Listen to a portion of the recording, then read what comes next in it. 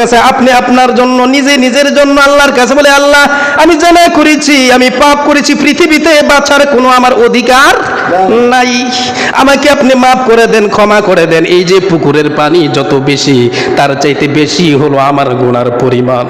আপনি জানেন, আপনি খুব ভালো করে জানেন, আজকে আমি এই জায়গার মধ্যে ওয়াজ করি, আলোচনা করি, পৃথিবীর কেউ জানে না, আপনি তো খুব ভালো করে জানেন। আমি ইমাম সাহেব, আমি মাওলানা সাহেব, আমার গুনার ব্যাপারে আপনি খুব ভালো করে জানেন। আপনি যেহেতু ভালো করে জানেন, আমার পাপের ব্যাপারে পৃথিবীর কাউকে আপনি জানতে দিবেন না, ক্ষমা করে দেন, মাফ করে দেন।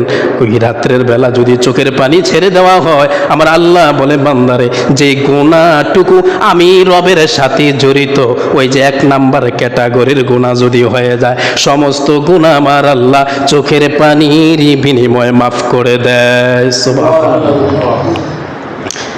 1 ক্যাটাগরির গুনাহ। কত ক্যাটাগরি? একটা। দ্বিতীয় শ্রেণীর গুনাহ আল্লাহ তাআলা মাফ করবেন না। ওরে আমার ভাইরা, যেটা বান্দার সাথে জড়িত, বান্দার হক বান্দার সাথে জড়িত, এটা কিয়ামত পর্যন্ত আল্লাহ তাআলা মাফ করবেন না।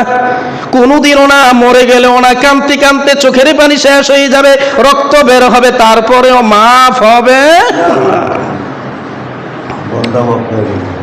এগুলো খেয়াল রাখতে হবে রে আমার ভাইয়েরা। বান্দার হক বান্দার সাথে মীমাংসা করতে হবে, আল্লাহর হক আল্লাহর সাথে মীমাংসা করতে হবে।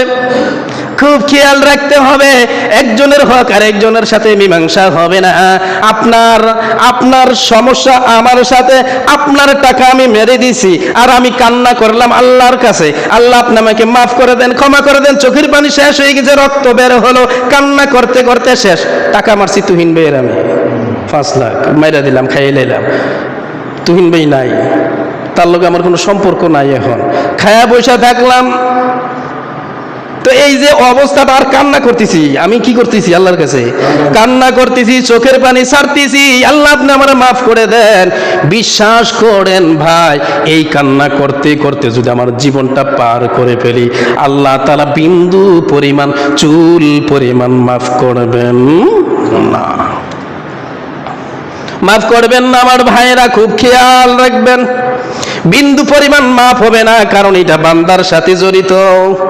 বান্দার সাথে যা জড়িত, বান্দার থেকেই আপনার মাপ নিতে হবে।